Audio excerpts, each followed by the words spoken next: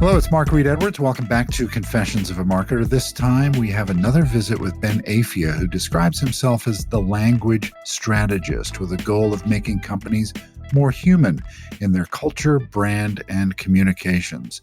Ben was one of the first to bring attention to tone of voice and now works with companies around the globe. I worked with him, if you can believe it, more than a decade ago on a tone of voice project, and we've kept in touch ever since. In fact, he was an early guest on this podcast on episodes 3, 22, and 61. Now we're 180 episodes in. It's great to have him back on. It's always a pleasure, Ben. Welcome. Thanks for having me back, Mark. Absolutely. Always lovely to talk to you. We always have a good chat, don't we? Yeah, it's always fun to catch up. And I just love how you have evolved your business. And I thought before we start, maybe for those who haven't heard you earlier, you could share your background and how you ended up being a language strategist, or the language strategist, actually. Indeed. Yeah, absolutely. Well, my background was generally in selling and marketing before I arrived at Boots the Chemist in the UK, which is part of Walgreen now. Mm-hmm. And my job there was to organize and coordinate writing so that the business could have a consistent tone of voice and a consistent way of writing and speaking, whether it was in customer service, people talking in store, whether it was the words on packaging or the annual report. And they were first, and this is 17 or 18 years ago, and they were one of the first organizations to really think about how they managed language. So my job was to find the best writers in the land and bring them back to work for Boots and to develop a first brand tone of voice. So this was when this little piece of jargon started to emerge. So it was quite a unique time and an interesting area to gain some experience. And when I left Boots, I thought, well, I'll use that specialism. And then went on to consult with companies like E.ON, the energy company, Aviva Insurance, Allianz Insurance, even Google, Ronseal, where I helped them work out what to say on the tin, Twinings, the tea brand. So quite a range of different companies who wanted to have some sort of control over how they spoke, how they wrote, and the messages that they were giving to their customers. Yeah. And it's not just the words on packaging or the words on a website. You actually work with people in customer service. You work with the people who write contracts and things like that, don't you? Absolutely. So the interesting thing that I noticed working at Boots and then with the clients that I've worked with since then is that quite often the language that is in things that customers come across is influenced by all sorts of different things that are going on around the business. So you could rewrite a letter or an email that's going to customers, but if you don't reach all of the teams that have a stake in that letter, then it doesn't stay changed. It gets put back somewhere down the line. And by all those teams, what I mean is every team in the customer journey, so through customer service, all the way from marketing, from brand, but also people in compliance, in product, in legal. So lots of people have a stake in the communications that reach customers. And unless you have some sort of control over how that comes about, you actually can't really control what customers see and what customers experience. And really this comes down to, who you are as a business and what sort of experience do you want your customers to have? Yeah. I know when we worked together in 2009, 2010, the company that I was at, we were trying to refine the brand. We weren't really rebranding the company, but we were choosing a kind of new visual language, and we kind of tweaked the logo and the colors. I don't think the company at that point had a stomach for completely rebranding. But part of the project, I had to go to the CMO and to my VP of marketing and convince them, yeah, we need to do the visual side of it, but we also need to think about the way we use words. And it took some convincing. It wasn't something, because they were obviously visual people and they saw the website, didn't really read it, and just said, yeah, we need to fix some stuff there. But do we really need to worry about the words? And so that's my next question for you. What do words have to do with a brand, and why are they so important? Yeah. It's interesting, and it's a perspective that I come across frequently. And one of the problems that I've noticed in marketing, I think, is that quite often brand and brand strategy is developed by large agency groups, maybe an advertising agency or a brand agency. And as you say, these are visually focused agencies. They're focused really on advertising. And so the teams that hire them, they're also focused on advertising and the broader communication that is driven visually. But the problem that can come about when you have a visual emphasis, a visual bias, if you like, is that you can end up with things that aren't reflected in the service delivery. So, one example, I was working with Vodafone's contact centers in India 2 or 3 years ago, and they were launching a new UK brand strategy, a new strapline. And I was out in India with the contact centers, and these are the guys who are chatting with customers day to day. So you'll see the advertising, you'll see some of the marketing. You might go, well, I'm interested in that product, or actually, that's prompted me to get in touch because I have a problem, or whatever it is. And you get onto web chat, or you call customer service, and the delivery of that service doesn't sound the same as the marketing. And this is summed up when I was with these guys. I was working with a training team who are going to be rolling out some training to 1,000 people on UK web chat alone in Vodafone India. And I asked them, what do you think of your new brand strategy? How does that new strapline sit with you? And I had a lot of blank looks. They hadn't been briefed. Nobody bothers to tell them.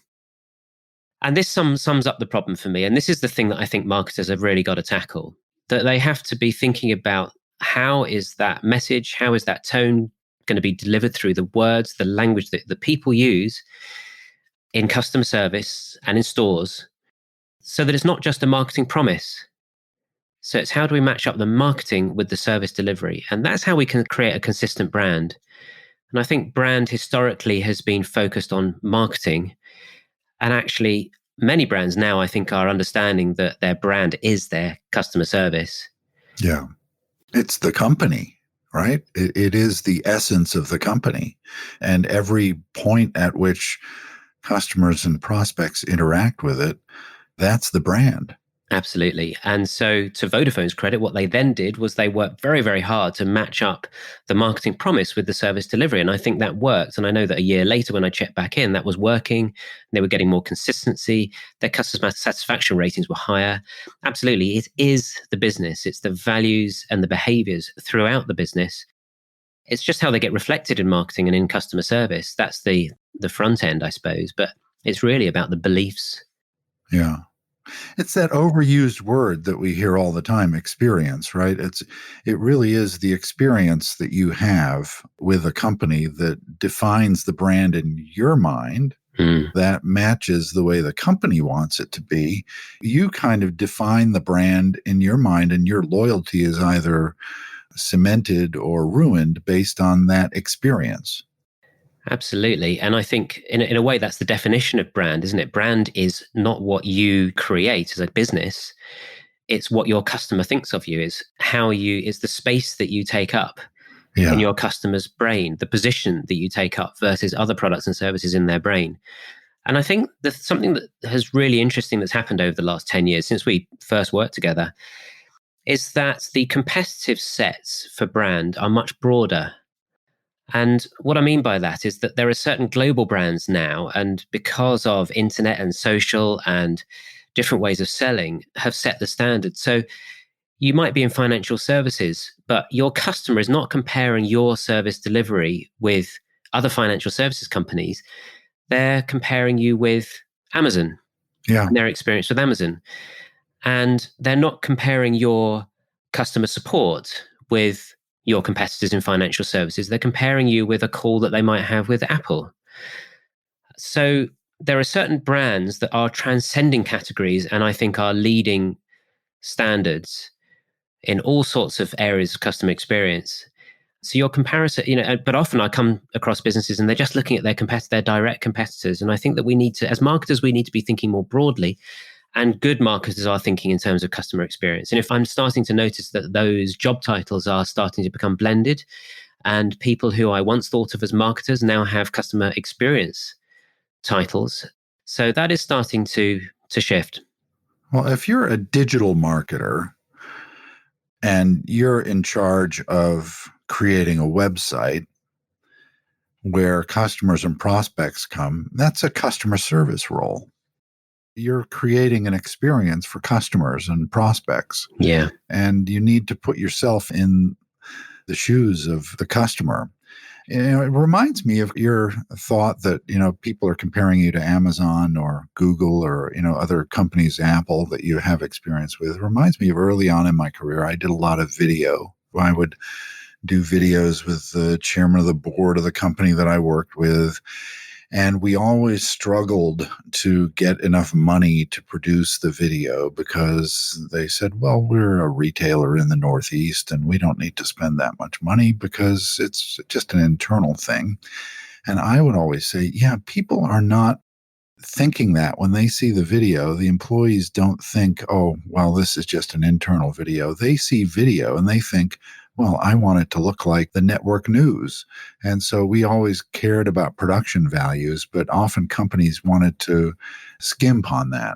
Absolutely. And I think standards have shifted. So, in particular with video, I guess we can look at good YouTubers, the YouTubers with millions and millions of followers, Yeah. and the production standards that they follow. And it's so unlike what most businesses create, isn't it? Because Mm-hmm. somehow, I suppose traditional ways of planning and delivering marketing lead to a certain more corporate way of delivering things. And actually, YouTube has shaken up how Oh, we sure. expect video. And I think the same is true for social media in general. So if you think of Snapchat and so on, the ways of communicating have become much more nimble. So And um, certainly during the pandemic, we've seen that. absolutely, and I think there's a big shift that's happening there. And I've noticed there seem to be two camps of organizations, and I'm thinking about how they look after their staff actually. So some brands, some companies have adapted to how they communicate with their people much more easily and much more flexibly. And they've been able to look after their people much better than other companies that have been a bit more stuck. And I think that Mm. reflects in the service that customers get and the marketing that comes out to customers. Because we're working from home and we're working on video, we're not necessarily wearing suits to work anymore. And I think that's created some less formal forms of communication. And what it's stimulated in some of my clients is they've come to me looking for more help with empathy skills. Mm-hmm. Where you would have always assumed that empathy would be a crucial element, but actually, when you're inside an organization, it can be quite hard to be looking outside, even as a marketer. That's your job, but it can be very easy to be wrapped up in the day-to-day machinations of what's going on within the business processes, meetings after meeting after meeting, thinking about how we do things. And it's quite easy for organizations to lose sight of the connection with customers. And so, yeah, people have been asking me for help with empathy. And Mm. they're very aware that the messaging that they might have used pre-pandemic might not land in the same way. And they're much more sensitive to how those words are coming across and how that tone is landing, how it's making customers feel. I think that empathy is lacking in a lot of communication, especially early on in the pandemic. We got all those form letters from, emails Oh, yeah. from companies saying, our customers are very important to us and we know what you're going through. But there wasn't any real feeling behind it. It was just like, well, I saw American Express did that, so we'd better do it, Yeah. And actually, I've been gathering these examples because I thought some of them were great bad examples. Yeah. And, when you get an email from a chief exec of a company that you've not done anything, when you've not bought from for 5 years, Mm. and they're now using this as an excuse to communicate. Now, I don't know whether that means, that's because their database isn't sufficiently segmented that they can only reach their recent customers, or they just have to spam all customers. But to me, it felt like spam. And I got quite a few of these emails. Yeah. It made me quite angry, actually. They Oh, were yeah. really triggering. They were galling because, in some ways, because they were just, first of all, they assumed a relationship. And like you said, a lot of them came from companies that I had maybe, I'll mention a name. I get email. I used FedEx once to ship something overseas or somewhere, and I had to create an account. and they assume that I have a relationship with them. Even though I've unsubscribed from their promotional emails, I got, the standard email, and I get phone calls from them like I do business with them all the time. And it just seemed kind of inappropriate almost that they would send me an email. It's not as though it's like Google, which I have a relationship with, or Amazon, or some of the other companies, Apple, that I have relationships with. And I would say, okay, yeah, it was good that they sent me that. But some things just come out of left field. I think this thing can be wrapped up in one word that I struggle with, which is loyalty. Yeah. Marketers refer to consumer loyalty all the time, don't they? And I don't think we're loyal. I think there are very few brands that you could say we're genuinely loyal to. And, a company like Apple, for example, I must stop mentioning them because they're such a cliche in a way, but, we might consider ourselves loyal to. Well, actually, I have a lot of Apple products, but I wouldn't say I'm loyal to them. I'm loyal to my partner and my children and my friends. Right. So I think in marketing, we tend to use words that actually suggest a certain level of relationship that actually isn't there. It doesn't exist. But because we use the word, you could call it a euphemism, I suppose, we're setting the nature of a relationship that actually isn't there. And we're so inwardly focused within the business on what we're doing. But as a customer, we don't care. We have busy lives. We have, what we care about is our friends and our family, the people that we love. We don't care about businesses generally, unless they're local businesses, perhaps. And there will be people that will go, places that will go and people that will buy from regularly, where we have more of a personal relationship. But for big brands, when we're marketing big brands, I don't think people really care about us particularly. Yeah. And I wonder whether loyalty in the human sense is something where there's no expectation of a financial return, or you have loyalty to your partner and your kids, but it's not a financial relationship. With Apple, I've got a lot of their products and it's a financial relationship. Yeah. I pay them money and they give me either a service or a product. Yeah. Yeah. And that, in a way, can feel a bit of a burden, can't it? Especially if you're Yeah. in the Apple ecosystem. It definitely is. And, I look at other products like maybe smart speakers, and you think, yeah, but that's not really in the ecosystem. So is it loyalty or is it some A other trap. psychological condition? Well, it's a trap, isn't it? I mean, how did they convince us that we need a watch, buzzes us every 5 seconds, Right. and continues to alert us, and actually keep sending our data to them? So it's a very I've considered getting an Apple Watch, but I may get one at some point. Part of it just makes me uneasy that I would have technology with me all the time. And yeah. I try and put my phone down, for a couple of hours every night. And, I want to just sometimes just disconnect. Yeah. But it is that ecosystem that you get kind of drawn into. I think Apple is unique. I don't think the Android ecosystem is quite as connected as the Apple ecosystem. And No. Amazon certainly has an ecosystem, but it doesn't feel quite as self-contained. No, Apple have done a much better job of that. And they've sucked me in further recently. I was on a Samsung phone until a couple of months ago. I had iPhones before. I came back to iPhone literally a couple of months ago, and I always wanted to have a foot in more than one camp. I had a MacBook and a Surface Pro because I didn't want to be trapped in an ecosystem. But as they've developed, the Surfaces are really good. They're great devices, Yeah, but they're not as easy to use in many ways. And there is something, so they're doing something very, very cleverly. And I'm thinking, well, what does this mean for language? And is language one of the tools that they're using? I think Apple are very good storytellers. Yeah. I think they're very good myth weavers. They're very good at creating a narrative around a product or a service or a thing that we don't even know that we need yet. In a sense, that's what marketing's job is, isn't it? Is to create a story that we believe, that we buy, and we decide that we need something, and the story becomes the reality increasingly. Well, Apple is very good at emphasizing the positives. And then, you read about one of their products and, like the MacBook Pro has a really bad camera in it, right?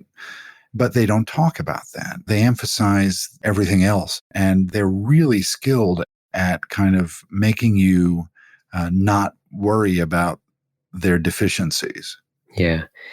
It is quite extraordinary how they manage this, isn't it? Because Yeah.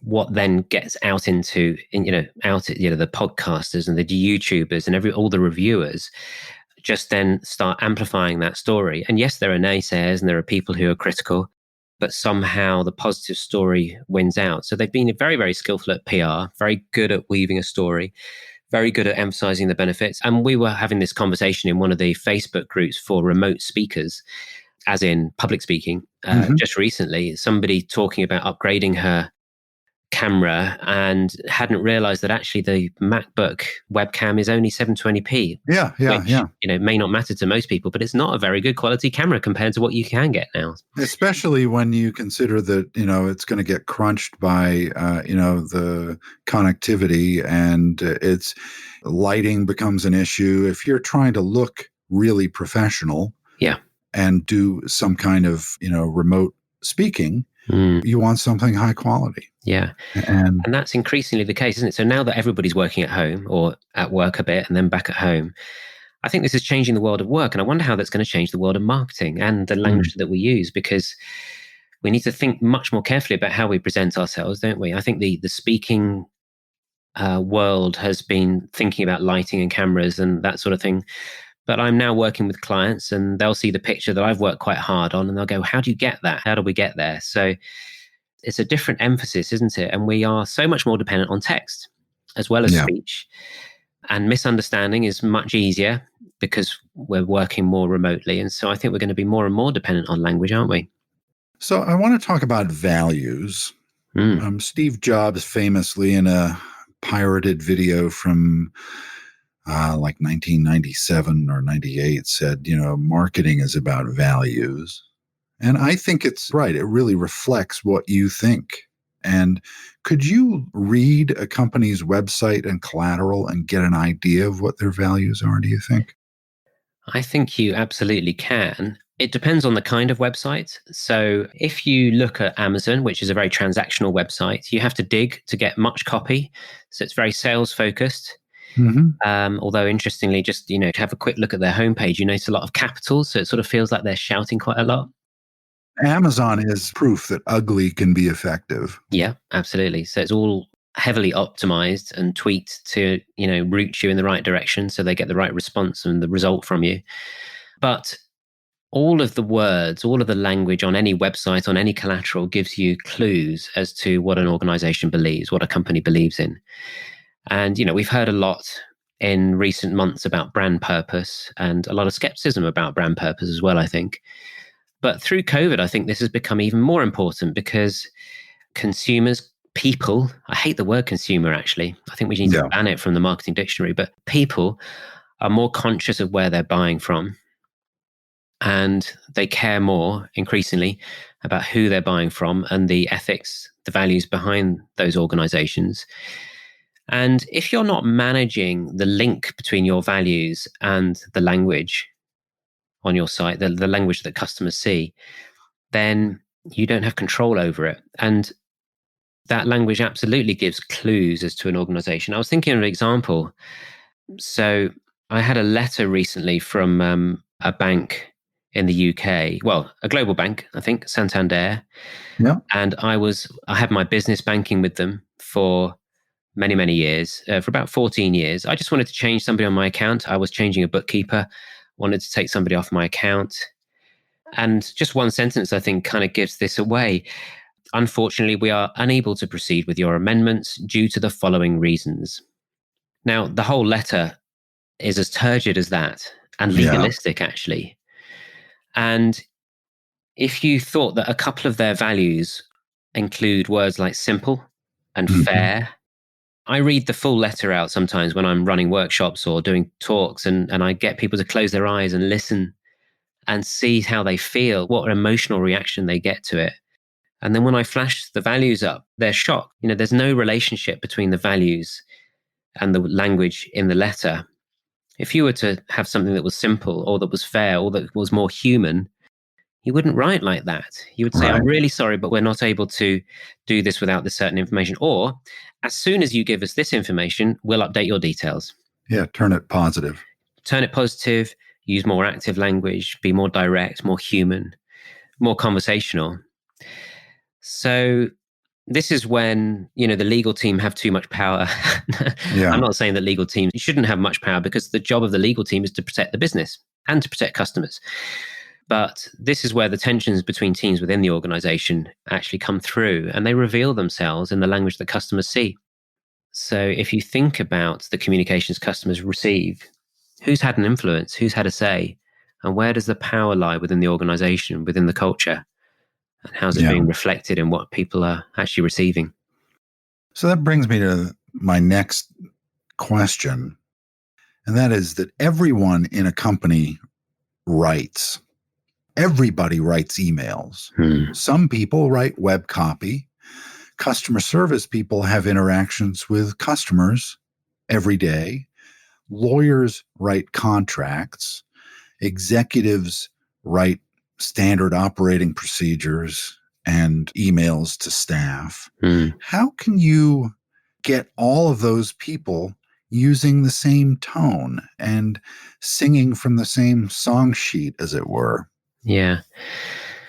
Well, absolutely. You have all of those people. So it's quite challenging, isn't it? And the thing that I've realized is that because language is about culture, it's about culture change, which is maybe not what people are thinking about on the surface. But the way that I've found works, that really works and helps an organization to transform, is by working from within and recruiting a team of enthusiasts or champions, if you like. So to give one example, I was working with a bank in the UK, and they had noticed that their language, in some cases, was causing complaints, but the behavior, the way that they were looking after customers, was good. So when I looked at their communication and I sat with people on the phone, sat with brokers, handling mortgages, in customer service, what I noticed was that actually the behavior was very strong. They were a very talented and enthusiastic and passionate bunch of people who really wanted to do the right thing for customers. But that wasn't being reflected when they put things into email or into letters or on the website. So how do we close that gap? So we recruited a team of champions from every point in the customer journey. So we looked at everything that can influence something that a customer sees, experiences, or feels, right from the creation, how they create products in the first place, through to the compliance and legal teams, into marketing and how we market and sell those products, through to customer service, all the way through the chain of customer service until the end of a product. And so we recruited a champion from every team in that journey and brought them together. And I use an approach called appreciative inquiry, which tries to turn the inbuilt human kind of bias towards negativity. We tend to be scanning the environment for danger. We're looking for saber-toothed tigers or snakes, threats. So it's human nature to look for problems and trying to find solutions to them. And what appreciative inquiry does, it starts from what's already working, because there's always good in every organization, in every culture. And so if we start by saying, what do we like when we're really at our best? You start to have a different conversation. So we bring this team of champions together, and we start by telling stories of times we're at our best. And from those stories, we get some themes, and those start to suggest the sorts of behaviors and actions and things that we do when we're really on fire, when we're really looking after each other and looking after customers well. And that picture then gives you a great starting point for defining, okay, so how do we want to sound? And so with that team, you're then listening to what every part of the business needs, every part of the organization needs from a voice, written and spoken. And that team can help you then shape what you might call tone of voice guidelines. Some people call it brand language or verbal identity. But if you develop that identity from within, it feels much more true to the culture. And the difference here with visual identity is managed by marketing people and designers. It's created by designers and people who know how to design. But most people within an organization aren't designers, and they don't get a look in on that. There's nothing they can do to influence that. But language is different. Language is used by everybody through the organization, whether it's in speech or in writing. So it has to come from within the organization. It has to feel true to the organization. And so this team of champions is how I make sure that it feels real and it feels relevant. Because when you're asking people to change how they write, and for some people that won't be much of a change, but for others it could be quite a big change. When you're asking for that change in behavior, you're actually asking people to change something about their sense of professional identity or personality. And you're also asking for, I guess, what you might call discretionary behavior. Now, you can't make people write differently, really. Right. So you need to get them buy-in. You need to get them along on the journey. And so using this team of champions and starting from what's already working, you can create some guidelines that feel true, that feel real, and reflect the real values, the genuine values. And when I say genuine values, sometimes you see values up on the wall, but you know that the actual behavior that's not what's actually being followed.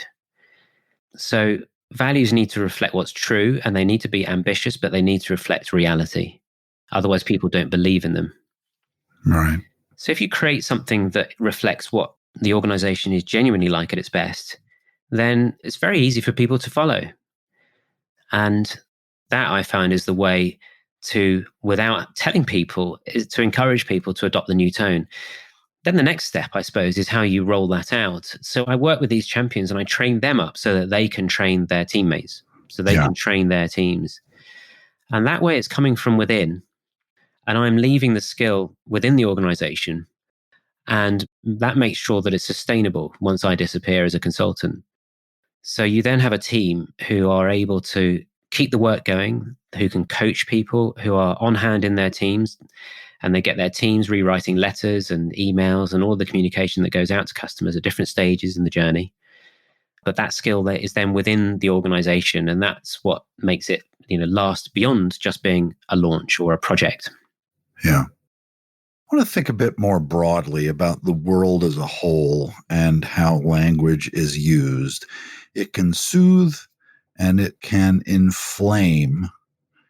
And in this world, recently, it seems like most people go for the latter, Yeah. to inflame problems rather than to, especially in social media. Yeah. What's your advice for using the right words at the right time? I think this comes down to empathy and understanding your audience. So, who you're writing to, and then being conscious of the language that you're using. Because one of the problems with social media is that you have far fewer characters, fewer words to get your point across. And because it tends to be done very quickly, things can sound or feel more aggressive. The tone can come across in a way that you didn't necessarily intend. And there are some interesting sensitivities popping up. So I came across some research recently that, especially amongst younger generations, full stops at the end of sentences in, say, WhatsApp or Snapchat or text are seen as abrupt. Now, you and I, sort of in our middling years, perhaps, that might seem quite bizarre. And my understanding of it is that when you're rattling on, and what's interesting, when I'm constructing a text, I tend to put the whole message in one text or WhatsApp or whatever it is, and then I press send. But what I notice with my kids who are 14 and 16 is that they'll send me a message and then the next sentence and the next sentence and the next sentence, and they're separate sentences, and none of them have full stops at the end. Right. And because they're a separate message, they don't actually need the full stop. Right. So I think these forms, these media are changing how language is being used. And so we need to be conscious of that, but also we need to be aware of our tone and how it might be coming across, how it might be received. And there are subtler, more gentle ways to phrase things that won't inflame. And you see it, don't you, in forums or on Facebook groups where something that sounds a bit firmer than the person probably intended then gets picked up on by somebody else, and that gets amplified a little bit, and the next message is amplified a bit more. And you get these sort of flame wars, at which point it's best to walk away. It happens to companies. Absolutely. It happens, to those corporate accounts where you think, oh, maybe that's not what they really meant, but that's what it sounded like. Yeah. And this is where I think the tone of voice in messages for companies is extremely sensitive and vital, because quite often the messaging is trying to control the messages within the organization. And so I've worked with social media teams who have messages passed down from, say, the PR team, and they're not given much license to flex and respond. But somebody sitting in social media is chatting with somebody, and they're in a moment. They might be getting in touch because they're angry. And so that person in that team in that moment is having to deal with somebody's emotions, that their feelings. Whereas the PR team, when they crafted those messages, were isolated from that emotion. So there isn't that empathetic connection. And this is where I feel actually that training that helps social media's teams to respond in the moment and to feel and adapt to how a customer might be feeling can then send messages back with more empathy. Yeah. And it kind of requires listening, right? It kind of requires a conversation, not a statement and then, a flame, right? It requires listening to the other party and Absolutely. a conversation rather than a speech. Totally. And the thing is that in English, this is quite difficult. So I think in the US, people are a little bit more direct. Certainly in the UK, we tend to use a sort of a passive aggressive tone quite often. Yeah. And we are less clear about expressing when we're upset, when we're angry about a situation. And so we'll tread quite carefully. And that does create problems. So, back to when I was working with the Indian web chat teams, one of the problems they had was interpreting and understanding when a UK customer was actually angrier than they were sounding, because we will disguise that anger and we'll couch it. Yeah. And that is actually very difficult. And, I've been working with social media teams in the UK looking after British clients, UK customers.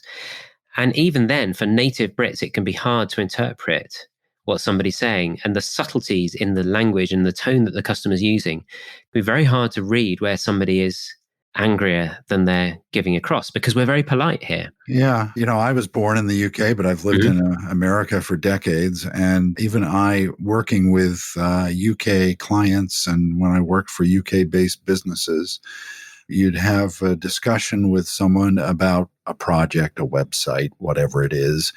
And you'd think, oh, they like it. And then you'd find out later on, no, they don't like it. Yeah. Yeah. But they just couldn't bring themselves to tell you. No, absolutely. And actually, it's a game I play sometimes when I'm running training, and especially with international audiences. I'll put up some sentences on a slide, and it might be, if a British person says, that idea is okay.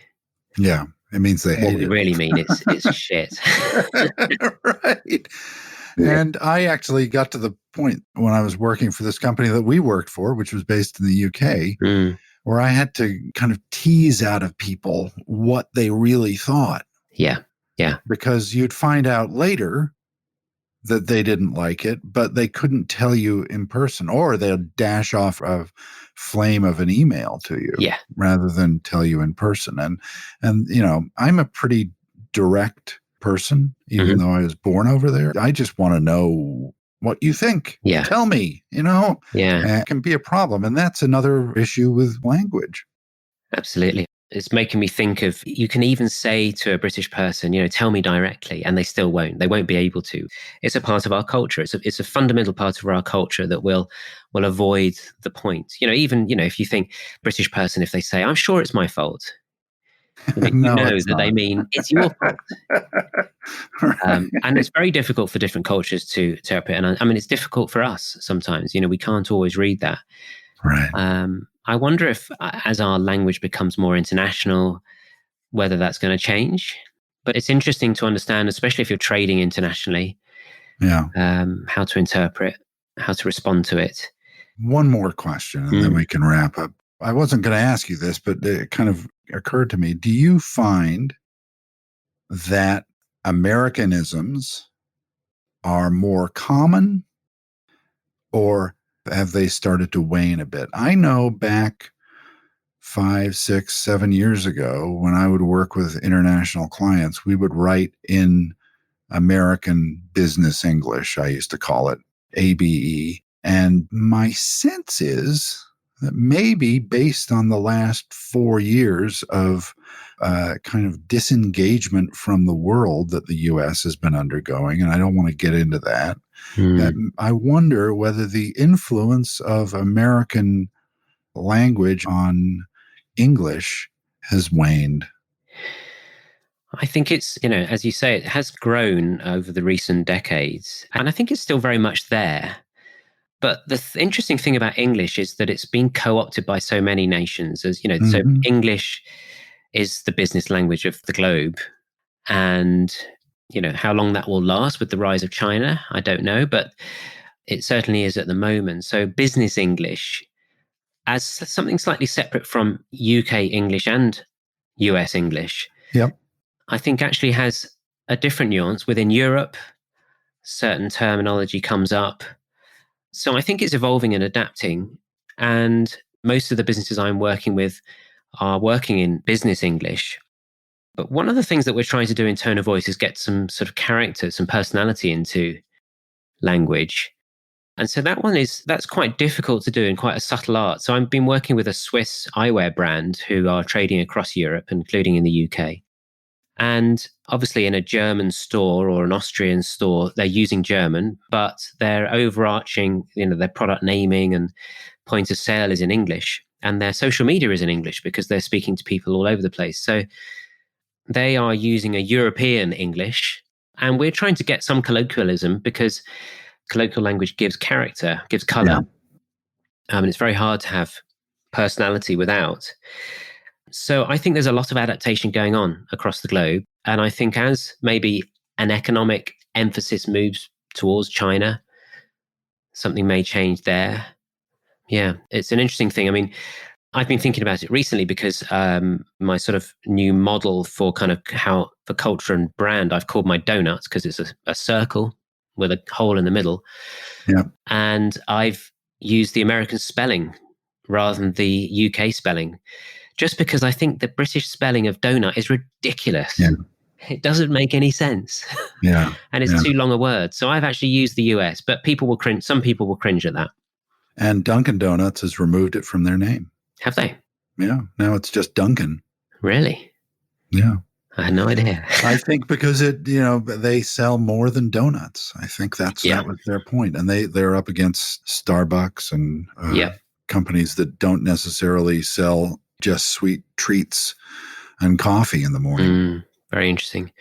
I think the US influence is still there. I was working with a British pudding company just recently, and they were working on a range of puddings based on the sorts of cakes and things that you'll get in pastries and things that you'll get in a Starbucks. Yeah. So it's interesting that a British company is developing a range based on what you would find in a US business. So that influence is still obviously is very, very strong. Yeah. It's not going anywhere very fast, I don't think. Yeah, I mean, I know that kind of 30, 40 years ago when I visited the UK, one of the things I noticed was that every business on a high street, well, a lot of the businesses on a high street were American. There was Burger King and McDonald's, and just it kind of felt like I was in America, except Yeah. people were driving on the wrong side of the road. Yeah. Well, I could argue with that, but no, you're right. And I think that has had quite a big impact on our high street. And there's been debates in the UK for many years about the prevalence of big brands Mm-hmm. and a yearning to get back to sort of more local business, which has been very much influenced by COVID, I think. Big news over here. I don't know if it's the same in the US of the death of the high street, many store closures, but COVID Oh, has obviously, it's same here. yeah, and COVID has forced a lot of business online. And some of that will go back to high street, but a lot will remain online because we've developed the habit, I guess. Yeah. Yeah. Yeah. So this conversation makes me realize that language, we've talked about a wide range of issues, and it makes me realize that language is kind of the overarching thing that we all have in common. And it's an important thing to understand. I think language relates to our values. It goes to the heart of everything that we believe, and it expresses that. Hmm. And is a symptom of everything that we believe as an organization, as a person, as a country, as a nation. So, yeah, language is how all of those ideas come to life in the world. So yeah, fundamental. Yeah. Ben, as always, really interesting and fun chat. Thanks for joining me. Thanks for having me again, Mark. It's been an absolute pleasure and a joy. All right, that does it for this week. Thanks for listening. I'm Mark Reed Edwards, executive producer, writer, and host of Confessions of a Marketer. Shep Salau is my producer, helping put together the shows every week. Annalyn Timball is my assistant, and she helps with guest relations and getting everything scheduled just right. Thanks, Shep and Annalyn. Confessions of a Marketer is a trademark of Podco Media Networks, and this episode is copyright 2020. Stay healthy, and see you next time.